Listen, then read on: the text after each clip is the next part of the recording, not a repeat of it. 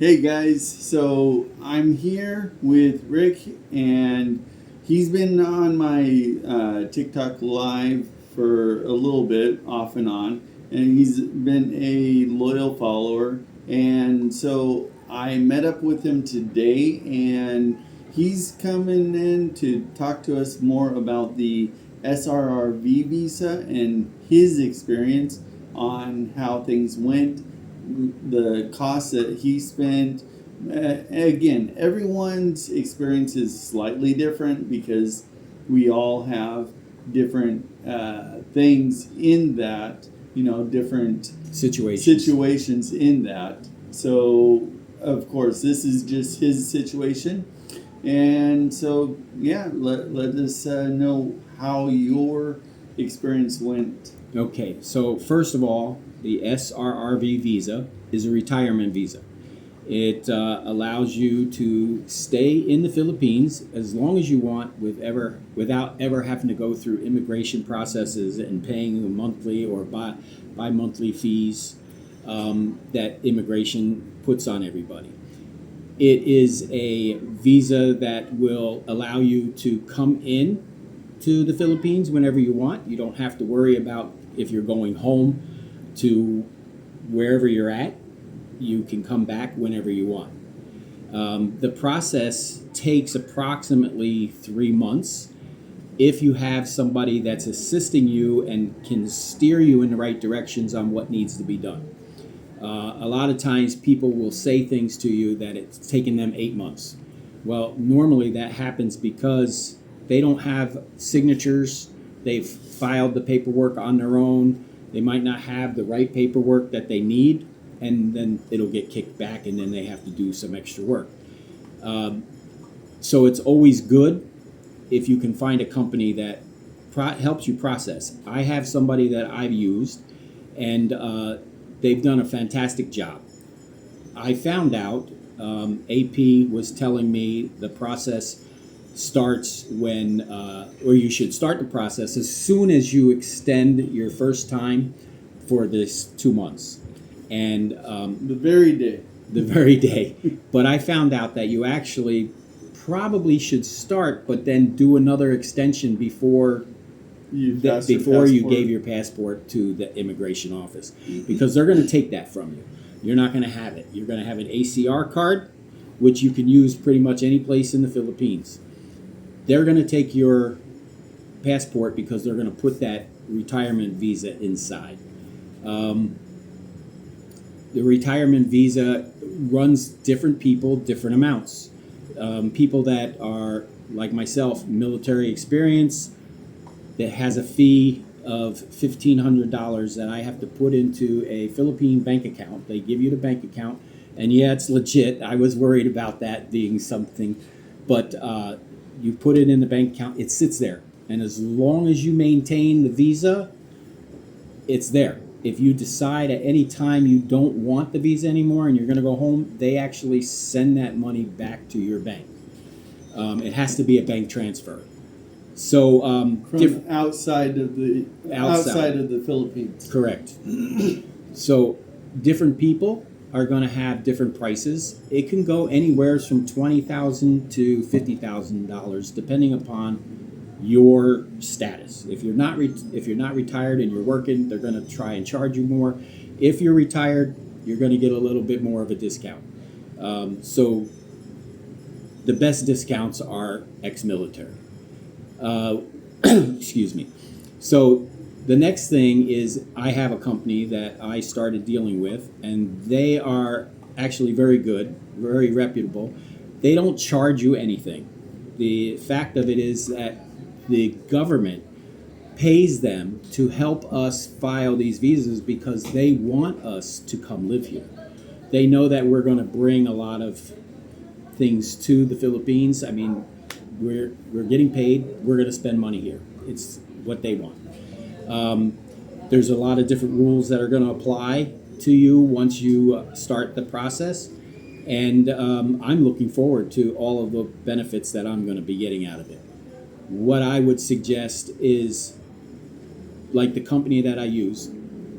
Did I already say something about the visa? time period? You said about 3 months. Yeah. Yeah. The reason I say that is AP and I were talking about it, and we were originally talking about the fact that it would take 2 months. That was what he had learned from going to the seminars on it and everything. And what I found out is it actually takes about 3 months.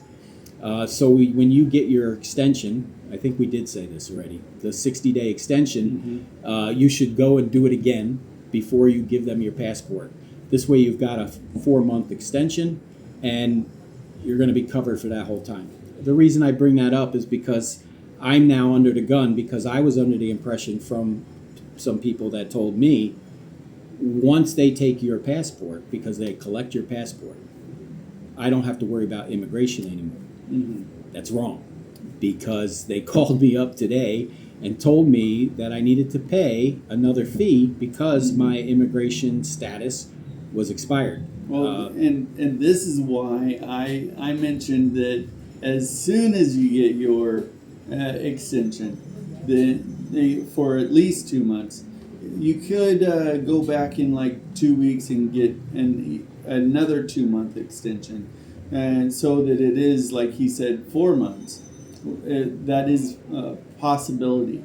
Now, at that point, then you won't run into any issues, because if your visa, time ends before they give you the srrv visa, well, sorry, you guys start, get it back, go get your extension, and then bring it back to the authorities to make that final decision.